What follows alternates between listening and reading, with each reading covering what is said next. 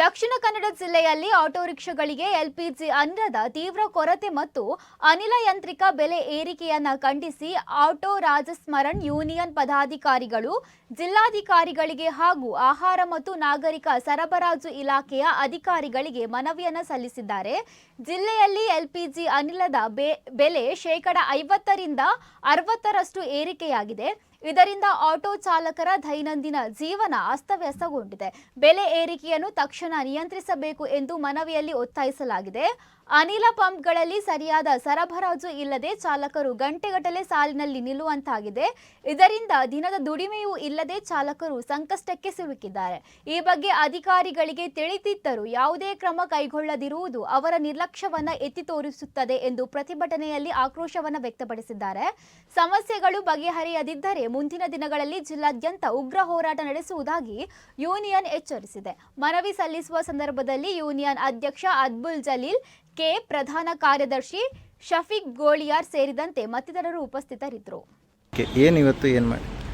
ನಾವು ಇವತ್ತು ದಕ್ಷಿಣ ಕನ್ನಡ ಜಿಲ್ಲೆಯಲ್ಲಿ ರಿಕ್ಷಾ ಚಾಲಕರಿಗೆ LPG ಕೊರತೆ ಮತ್ತು ಯದ್ವಾ ದರ ಏರಿಕೆಯ ವಿರುದ್ಧವಾಗಿ ಈಗ ಜಿಲ್ಲಾಧಿಕಾರಿಗಳಿಗೆ ಮತ್ತು ಆಹಾರ ಮತ್ತು ನಾಗರಿಕ ಸರಬರಾಜು ಇಲಾಖೆಯ ಅಧಿಕಾರಿಗೆ ಮನವಿ ಕೊಡಲಿಕ್ಕೆ ಬಂದಿದ್ದೇವೆ.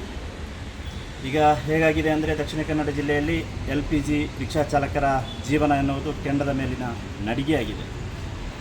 ಒಂದು ಕಡೆ ಪಂಪಲ್ಲಿ ಸ್ಟಾಕ್ ಇದೆ ಅಂತ ಹೇಳಿ ಅಲ್ಲಿಗೆ ಹೋಗುವಾಗ ಅಲ್ಲಿ ಸ್ಟಾಕ್ ಮುಗಿದಿರುತ್ತೆ.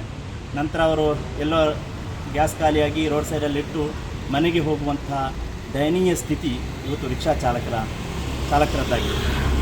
ಮಧ್ಯಪ್ರಾಚ್ಯದಲ್ಲಿ ಯುದ್ಧದ ಕಾರಣವನ್ನಿಟ್ಟು ದಕ್ಷಿಣ ಕನ್ನಡ ಜಿಲ್ಲೆಯಲ್ಲಿ ರಿಕ್ಷಾ ಚಾಲಕರನ್ನು ಈ ಗ್ಯಾಸ್ ಪಂಪ್ ಮಾಲಕರು ದರೋಡೆಗಿಳಿದಿದ್ದಾರೆ ಅಂತ ಕಾಣ್ತಾ ಇದೆ. ಹಾಗಾಗಿ ಈ ರಿಕ್ಷಾ ಚಾಲಕರ ಈ ದಯನೀಯ ಸ್ಥಿತಿಯನ್ನು ಕಂಡು ಆಟೋ ರಾಜಕುಮಾರ್ ಯೂನಿಯನ್ನ ಪದಾಧಿಕಾರಿಗಳು ಈಗಾಗಲೇ ನಾವು ಜಿಲ್ಲಾಧಿಕಾರಿಗಳನ್ನು ಭೇಟಿಯಾಗಲು ಬಂದಿದ್ದೇವೆ.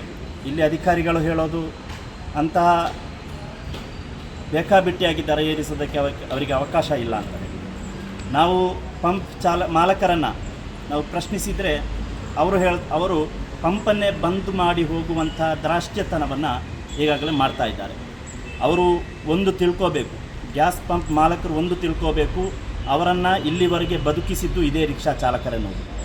ರಿಕ್ಷಾ ಚಾಲಕರೇನಾದರೂ ಇನ್ನು ಮುಂದೆ ಈಗ ನಮ್ಮ ಮೇಲೆ ದರೋಡೆಗಿಳಿದಿರುವಂತಹ, ನಮ್ಮ ಮೇಲೆ ನೇರ ದಾಳಿಗಿಳಿದಿರುವಂತಹ, ದುರಹಂಕಾರದ ಪರಮಾವಧಿಯನ್ನು ಪ್ರದರ್ಶಿಸಿರುವಂತಹ ಪಂಪ್ ಚಾಲಕರ ವಿರುದ್ಧವೇನಾದರೂ ದಕ್ಷಿಣ ಕನ್ನಡ ಜಿಲ್ಲೆಯ ರಿಕ್ಷಾ ಚಾಲಕರು ನಿಂತರೆ ಆ ಪಂಪ್ ಮಾಲಕರು ಶಾಶ್ವತವಾಗಿ ಅವರ ಪಂಪನ್ನು ಬಂದ್ ಮಾಡಬೇಕು.